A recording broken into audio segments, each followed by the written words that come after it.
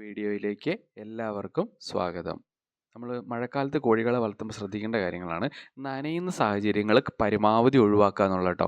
അപ്പം മഴക്കാലത്ത് എപ്പോഴും മഴയായിരിക്കും. അന്നേരം നമ്മളത് തോർന്ന ശേഷം മാത്രമേ പുറത്തിറക്കി വിടാനോ അല്ലെങ്കിൽ കൂട് നനയുന്നില്ല എന്നൊക്കെ നമ്മൾ ഭയങ്കരമായിട്ട് ഉറപ്പ് വരുത്തണം. പിന്നെ തണുത്ത ആഹാരം കൊടുക്കാതിരിക്കുക. ഇപ്പം നമ്മൾ ഫ്രിഡ്ജിലൊക്കെ വെച്ചിട്ടുള്ള കാര്യങ്ങളൊക്കെ ആണെങ്കിൽ അതൊന്നും എടുത്ത് ഡയറക്റ്റ് കൊടുക്കാതിരിക്കുക. ഒന്ന് ചൂടാക്കിയോ അല്ലെങ്കിൽ ചൂടുവെള്ളം ഒഴിച്ചതിന് ശേഷമൊക്കെ അവർക്ക് വെച്ച് കൊടുക്കാനുണ്ടോ, അല്ലെങ്കിൽ പെട്ടെന്ന് രോഗങ്ങൾ വരും. പിന്നെ അടുത്തതായിട്ട് ശ്രദ്ധിക്കേണ്ട കാര്യങ്ങൾ വിരമരുന്ന് കൊടുക്കുക എന്നുള്ളതാണ്. മാസത്തിൽ കൃത്യമായിട്ട് ആ ഒരു ഇൻ്റർവെൽ സമയത്ത് എപ്പോഴാണോ നമ്മൾ കൊടുക്കുന്നത് അതിൻ്റെ ഒരു മാസം ആകുമ്പോൾ കൃത്യമായിട്ട് വിരമരുന്ന് കൊടുക്കുക. അടുത്തത് മുട്ടത്തീറ്റ തന്നെ കൊടുക്കാൻ ശ്രദ്ധിക്കുക. മുട്ടയിടുന്ന കോഴികൾക്ക് മുട്ടത്തീറ്റ തന്നെ കൊടുക്കാൻ ശ്രദ്ധിക്കുക. അങ്ങനെ വരികയാണെങ്കിൽ അവർക്ക് ആവശ്യമായിട്ടുള്ള സമീകൃത ആഹാരം അതിൽ നിന്ന് തന്നെ കിട്ടും.